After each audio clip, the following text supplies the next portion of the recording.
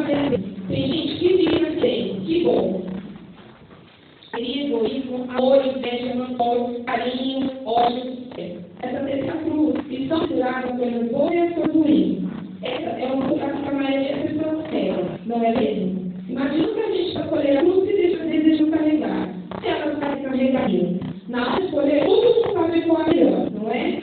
É essa onde se tem equilíbrio. Contudo, para a gente ter uma coisa assim, é preciso parar por outras aqui, por outras aqui, né? Pois a nossa vida é uma mistura de nós é que fazemos a escolha aqui. Sabendo que Jesus não quer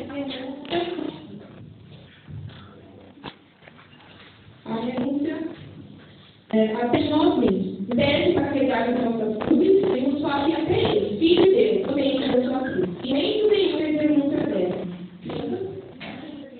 Oramos e chamar Jesus, carregando com a coragem e alegria a nossa cruz, fazendo dela a nossa chave de fé. Sabendo que Jesus nos ajuda todos os dias a carregar essa cruz, tanto a cruz, vamos acolher a nossa consciência, a seriedade dessa coisa.